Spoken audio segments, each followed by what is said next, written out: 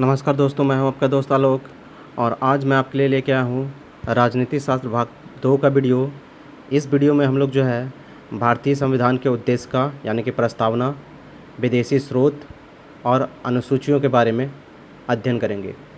इससे पहले जो है मेरा वीडियो राजनीतिक शास्त्र भाग 1 का कंप्लीट हो गया था। उसमें जो है हम लोग संविधान सभा से रिलेटेड जितने भी महत्वपूर्ण बिंदु थे वो सारे के सारे हम लोग उसमें कवर किए थे और जितना भी क्वेश्चन आंसर एग्ज़ाम में पूछे जाते हैं उस टॉपिक से रिलेटेड वो सारे के सारे भी कवर कर लिए हैं। तो भाग 2 को आज शुरू करते हैं। आइए शुरू करते हैं। तो सबसे पहले हम लोग प्रस्तावना देखते हैं। प्रस्तावना में क्या लिखा हुआ है? तो प्रस्तावना में लिखा हुआ है कि भारतीय संविधान के उद्देश्य का अथवा प्रस्तावना नेहरू द्वारा प्रस्तुत उद्देश्य संकल्प में जो आदर्श प्रस्तुत किया गया है उन्हें ही संविधान की उद्देश्य का में शामिल कर लिया गया है। यानी जवाहरलाल नेहरू द्वारा जो प्रस्तुत किया गया है आदर्श, उन्हीं को ही प्रस्तावना में शामिल कर लिया गया है। और ये जो है भारतीय संविधान की प्रस्तावना वो किसके द्वारा लागू किया गया है? तो संविधान के 42वें संशोधन 1976 द्वारा, ठीक है, ये जो है लागू किया गया है। यथा संशोधित या उद्देश्य का निम्न प्रकार है। तो ये कैसा है वो हम लोग पढ़ने की कोशिश करते हैं। ये इस नतीजे से महत्वपूर्ण है क्योंकि इसमें जो है काफ़ी महत्वपूर्ण शब्द के बारे में जिक्र किया गया है। तो इससे रिलेटेड जो सवाल है वो पूछ लिया जाता है कि भारतीय संविधान के प्रस्तावना में जो ये शब्द है कि उनका जिक्र किया गया है या नहीं, ठीक है। तो उससे रिलेटेड सवाल आते हैं तो हम लोग को जो महत्वपूर्ण इसमें शब्द है उसको आइडेंटिफाई करना होगा, पहचानना होगा और उसे याद करना होगा। तो इसमें लिखा गया है कि हम भारत के लोग भारत को एक संपूर्ण प्रभुत्व संपन्न समाजवादी वर्ड को याद रखेंगे, पथनिरपेक्ष इस वर्ड को भी याद रखेंगे, लोकतंत्रात्मक इस वर्ड को भी याद रखेंगे, गणराज्य बनाने के लिए तथा उसके समस्त नागरिकों को सामाजिक, आर्थिक और राजनीतिक न्याय, विचार, अभिव्यक्ति, विश्वास, धर्म और उपासना की स्वतंत्रता, प्रतिष्ठा और अवसर की समता प्राप्त करने के लिए तथा उन सब में व्यक्ति की गरिमा और राष्ट्र की एकता और अखंडता सुनिश्चित करने वाली बंधुता बढ़ाने के लिए दृढ़ संकल्प होकर हम अपनी संविधान सभा में आज तारीख 26 नवंबर 1949 को एतद द्वारा इस संविधान को अंगीकृत, अधिनियमित और आत्मार्पित करते हैं, ठीक है। तो ये जो है जवाहरलाल नेहरू द्वारा बोला गया शब्द था। तो उस शब्द में सबसे ज़्यादा इम्पोर्टेंट है, पूछा जाता है कि क्या समाजवादी वर्ड का जिक्र हुआ है, पथनिरपेक्ष का हुआ है, ठीक है, पंथनिरपेक्ष का हुआ है, और ये सारे वर्ड का जो है सामाजिक, आर्थिक, राजनीतिक न्याय। तो ऐसे वर्ड का एग्ज़ाम में पूछा जाता है। तो आप इस सब वर्ड को आइडेंटिफाई करके रखेंगे, पहचान के रखेंगे, इससे रिलेटेड सवाल जो है आएगा। इसके बाद बात करते हैं हम लोग कि संविधान की प्रस्तावना को संविधान की कुंजी कहा जाता है। ये भी किसी न किसी एग्ज़ाम में पूछा गया, तो याद रखेंगे संविधान की प्रस्तावना को क्या कहा जाता है? संविधान की कुंजी कहा जाता है। प्रस्तावना के अनुसार संविधान के अधीन समस्त शक्तियों का केंद्र बिंदु अथवा स्रोत भारत के ही लोग हैं, ठीक है। तो ये भी रिलेटेड सवाल पूछा गया है कि समस्त शक्तियों का केंद्र बिंदु कौन होता है? तो भारत के ही लोग होते हैं। प्रस्तावना में लिखित शब्द यथा हम भारत के लोग इस संविधान को अंगीकृत, अधिनियम और आत्मर्पित करते हैं से क्या मतलब निकलता है? इसका मतलब हुआ कि भारतीय लोगों की सर्वोच्च संप्रभुता का ये वर्ड जो है उद्घोष करता है। प्रस्तावना को न्यायालय में परिवर्तित नहीं किया जा सकता है, ठीक है। ये एक बार जो बन गया है वो बन गया है। संसद संविधान के मूल ढांचा में नकारात्मक संशोधन नहीं कर सकती। स्पष्टता संसद वैसा संशोधन कर सकती है जिसमें मूल ढांचा का विस्तार और मजबूतीकरण होता हो। केवल उसी में सुधार किया जा सकता है जिससे ये जो ढांचा है वो और भी ज़्यादा स्ट्रांग हो, तो केवल उसी में बदलाव किया जा सकता है। 42वें संशोधन अधिनियम 1976 द्वारा इसमें समाजवादी, देखिए ये वर्ड का जिक्र काफ़ी इंपॉर्टेंट है। तो पूछा गया है कि कितना संशोधन में समाजवादी और पथनिरपेक्ष को जोड़ा गया है? तो हम लोग को याद रखना 42वें संशोधन 1976 के द्वारा जो है समाजवादी, पथनिरपेक्ष और राष्ट्र की अखंडता शब्द को जोड़ा गया। ये काफ़ी महत्वपूर्ण सवाल है, तो इस पॉइंट को याद रखेंगे।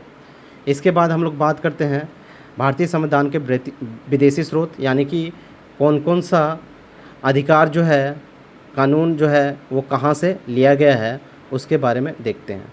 तो सबसे महत्वपूर्ण हम लोग सबसे पहले यूएस का देखते हैं, संयुक्त राज्य अमेरिका से क्या क्या लिया गया है और उसमें क्या क्या महत्वपूर्ण है। तो सबसे पहला क्वेश्चन आता है मौलिक अधिकार, कि मौलिक अधिकार कहाँ से लिए गए हैं, तो वो यूएसए यानी कि संयुक्त राज्य अमेरिका से लिया गया है। फिर उसके बाद आता है न्यायिक पुनरावलोकन, तो ये कहाँ से लिया गया है, संयुक्त राज्य अमेरिका से लिया गया है। उसके बाद है निर्वाचित राष्ट्रपति और उस पर महाभियोग, कहाँ से लिया गया है, तो अमेरिका से लिया गया है। इसके अलावा जो है न्यायपालक की स्वतंत्रता, उपराष्ट्रपति, उच्चतम एवं उच्च न्यायालयों के न्यायाधीश को हटाने के विधि एवं वित्तीय आपात जो है वो संयुक्त राज्य अमेरिका से लिया गया है। ये भी वित्तीय आपात के बारे में पूछता है, कहाँ से लिया गया है, संयुक्त राज्य अमेरिका से। इसके बाद बात करते हैं हम लोग ब्रिटेन के बारे में। तो ब्रिटेन का जो है वो कैसा है, संसदात्मक शासन प्रणाली है और एकल नागरिकता एवं विधि निर्माण प्रक्रिया जो है वो कहाँ से लिया गया है। तो इसमें सबसे ज़्यादा जो इम्पोर्टेंट है वो है एकल नागरिकता कहाँ से लिया गया है, तो ब्रिटेन से लिया गया है। विधि निर्माण कहाँ से लिया गया है, तो ब्रिटेन से लिया गया है। इसके बाद बात करें आयरलैंड। आयरलैंड का बहुत महत्वपूर्ण सवाल है नीति निर्देशक, बहुत बार एग्जाम में पूछा गया है कि नीति निर्देशक जो है कहाँ से लिया गया है, तो हम लोग याद रखेंगे कि आयरलैंड से ये लिया गया है। राष्ट्रपति के निर्वाचक मंडल की व्यवस्था, ये भी पूछा गया है, कहाँ से लिया गया है, आयरलैंड से लिया गया है। राष्ट्रपति द्वारा सभा में साहित्य, कला, विज्ञान तथा समाज सेवा इत्यादि के क्षेत्र में ख्याति प्राप्त व्यक्तियों का मनोनयन कहाँ से किया गया है, तो ये भी आयरलैंड से लिया गया है। ऑस्ट्रेलिया से क्या लिया गया है, तो प्रस्तावना की जो भाषा है, जो अभी भी पढ़े थे, वो ऑस्ट्रेलिया से लिया गया है। समवर्ती सूची का प्रावधान जो है वो भी ऑस्ट्रेलिया से लिया गया है। और क्या, केंद्र एवं राज्य के बीच संबंध व शक्तियों का विभाजन जो है वो ऑस्ट्रेलिया से लिया गया है। तो इस तरह हम लोगों ने देखा ऑस्ट्रेलिया से क्या क्या लिया गया है। इसके बाद बात करते हैं जर्मनी के बारे में। तो जर्मनी से लिया गया है आपातकाल के परिवर्तन के दौरान राष्ट्रपति को मौलिक अधिकार संबंधी शक्तियाँ। ठीक है, तो मौलिक अधिकार से रिलेटेड जो है आपातकाल स्थिति में राष्ट्रपति ही डिसाइड करते हैं। तो ये कहाँ से लिया गया है, जर्मनी से लिया गया है। कनाडा से लिया गया है संघात्मक विशेषताएँ, ये भी काफ़ी महत्वपूर्ण है, एग्जाम में पूछे जाते हैं, बहुत बार पूछे गए हैं कि संघात्मक विशेषताएँ कहाँ से लिया गया है, तो वो कनाडा से लिया गया है। अपशिष्ट शक्तियाँ केंद्र के पास ही रहेगी, ये भी कहाँ से लिया गया है, कनाडा से। राज्यपाल की नियुक्ति विषयक प्रक्रिया, राज्यपाल नियुक्त करने की जो प्रक्रिया है वो कहाँ से लिया गया है, कनाडा से।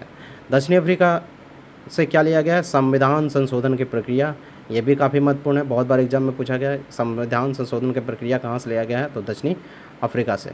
रूस से लिया गया है मौलिक कर्तव्य और जापान से लिया गया है विधि द्वारा प्रस्तावित प्रक्रिया। तो इस तरह जो हम लोग जो है डिफरेंट देश से कौन कौन सा कानून लिया गया है, तो उसके बारे में जानकारी थी। इसके बाद बात करते हैं भारतीय संविधान के अनेक देशी एवं विदेशी स्रोत हैं, लेकिन भारतीय संविधान पर सबसे अधिक प्रभाव किस पर है, तो भारतीय शासन अधिनियम 1935 का। ये भी किसी एग्जाम में पूछा गया है, सबसे अधिक प्रभाव किसका है, भारतीय शासन अधिनियम 1935 का। भारतीय संविधान के अनुच्छेद 395 यानी कि टोटल जो अनुच्छेद है भारतीय संविधान में वो कितना है, 395। ये भी एग्जाम में पूछा गया है कि भारतीय संविधान में टोटल अनुच्छेदों की संख्या कितना है, तो 395 हो। उसमें से 250 अनुच्छेद ऐसे हैं जो 1935 ईस्वी के अधिनियम से लिए गए हैं या फिर उनमें थोड़ा सा परिवर्तन के साथ लाया गया है। तो हम लोग 395 अनुच्छेद याद रखेंगे। इसके बाद बात करते हैं हम लोग प्रथम अनुसूची की। संविधान की प्रथम अनुसूची क्या है, तो प्रथम अनुसूची में भारतीय संघ के घटक राज्यों के एवं संघ शासित 7 क्षेत्रों का उल्लेख किया गया है, यानी कि राष्ट्र एवं संघों का उल्लेख किया गया है। ठीक है, राज्य एवं संघों का उल्लेख किया गया है किसमें, प्रथम अनुसूची में। कितने राज्य हैं और कितने संघ शासित प्रदेश हैं उसके बारे में बताया गया है। संविधान के 69वें संशोधन द्वारा दिल्ली को राष्ट्रीय राजधानी क्षेत्र का दर्जा दिया गया है। द्वितीय अनुसूची में क्या है, द्वितीय अनुसूची में है कि राष्ट्रपति, राज्यपाल, लोकसभा के अध्यक्ष, उपाध्यक्ष, राज्यसभा के सभापति, उपसभापति, विधानसभा के अध्यक्ष, उपाध्यक्ष, विधान परिषद के सभापति, उपसभापति, उच्चतम न्यायालय के न्यायाधीशों और भारत के नियंत्रक, महालेखा परीक्षक आदि का प्राप्त होने वाले वेतन भत्ता और पेंशन के बारे में जानकारी है। वो कहाँ है? द्वितीय अनुसूची में। तो ये भी पूछा गया कि वेतन भत्ता के बारे में जानकारी कौन सा अनुसूची में है, तो वो जो है द्वितीय अनुसूची में। तृतीय अनुसूची के बारे में बात करें तो ये पद ग्रहण से रिलेटेड सारे के सारे जो बातें हैं वो लिखी गई है। किसके पद ग्रहण? राष्ट्रपति, उपराष्ट्रपति, मंत्री, उच्चतम न्यायालय एवं उच्च न्यायालय के न्यायाधीशों के बारे में। ये तृतीय अनुसूची में है।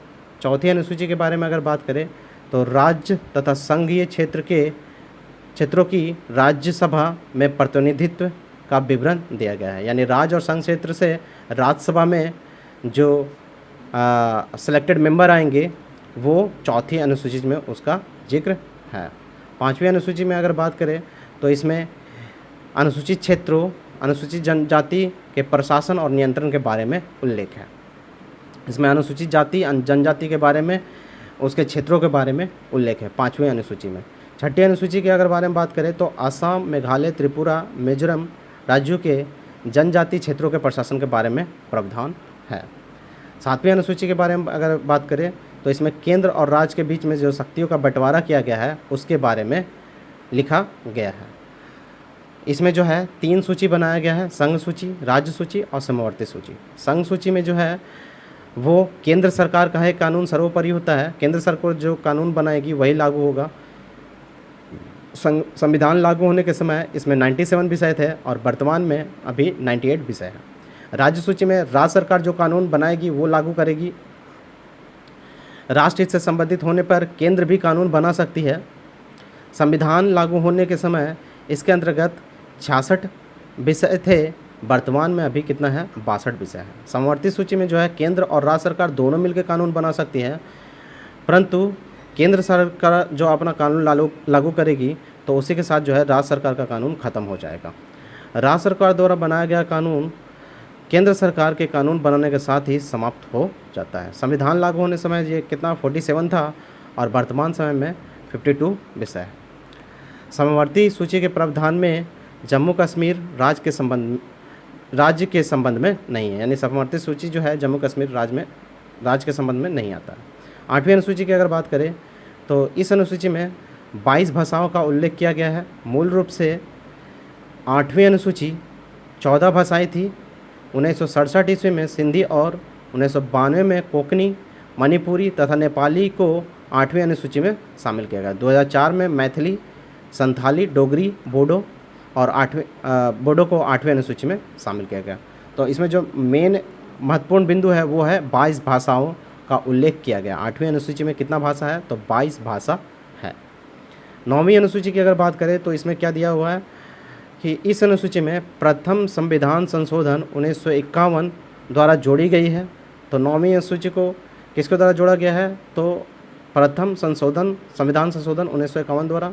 इसके अंतर्गत क्या है? राज्य द्वारा संपत्ति के अधिग्रहण की विधियों का उल्लेख किया गया है। इस अनुसूची में सम्मिलित विषयों को न्यायालय में चुनौती नहीं दी जा सकती है। वर्तमान में अनुसूचियों की जो संख्या है वो कितना है? 284 अधिनियम है। अब तक ये मान्यता थी कि संविधान की 9वीं अनुसूची में सम्मिलित कानूनों को न्यायिक समीक्षा नहीं की जा सकती है। 11 जनवरी 2007 संविधान पीठ के एक निर्णय द्वारा स्थापित किया गया कि 9वीं अनुसूची में सम्मिलित किसी भी कानून को इस आधार पर चुनौती दी जा सकती है कि वह मौलिक अधिकारों का उल्लंघन करता है तथा उच्चतम न्यायालय इन कानूनों की समीक्षा कर सकता है। पहले नहीं थी, लेकिन अब जो है 2007 के बाद इसकी भी समीक्षा की जा सकती है। 10वीं अनुसूची में यह संविधान के 92वें संशोधन 1985 द्वारा जोड़ी गई है और इसमें जो है दल बदल से संबंधित प्रावधानों को लिखा गया है। ठीक है, इसमें जो उल्लेख है क्या? दल बदल। तो 10वीं अनुसूची में क्या है? दल बदल का उल्लेख किया गया है। 11वीं अनुसूची के बारे में अगर बात करें तो 73वें संवैधानिक संशोधन 1993 के तहत जोड़ा गया है 11वीं अनुसूची। इसमें पंचायती संस्थाओं को कार्य करने के लिए 29 विषय प्रदान किए गए हैं और 92वीं अनुसूची जो है वो 74वें संवैधानिक संशोधन 1993 द्वारा जोड़ी गई है और इसमें शहरी क्षेत्र को स्थानीय स्वशासन संस्थाओं को कार्य करने के लिए 18 विषय प्रदान किए गए हैं। तो 11वीं में पंचायती राज और 12 में म्युनिसिपल कॉरपोरेशन को दिया गया है। ठीक है, शहरी क्षेत्र के स्थानीय शासन संस्थाओं को दिया गया है। तो इस तरह से जो है 12 अनुसूची हम लोग कवर कर चुके हैं और 12 अनुसूची कवर करने के बाद ये टॉपिक जो है यहीं पे फिनिश हो जाता है। इस टॉपिक को फिनिश करने के बाद मेरे पास जो है क्वेश्चन आंसर का सीरीज़ है, जो हम लोग नेक्स्ट वीडियो में देखेंगे। इससे रिलेटेड कितने टाइप का सवाल पूछे जाते हैं और कैसे कैसे सवाल पूछे जाते हैं, ये सारे के सारे सवाल जो है वो किसी न किसी एग्ज़ाम में पूछे गए हैं। तो आने वाला वीडियो काफ़ी महत्वपूर्ण होगा, तो मैं बहुत जल्द ही नेक्स्ट वीडियो लेके आऊँगा। तब तक के लिए बहुत बहुत धन्यवाद।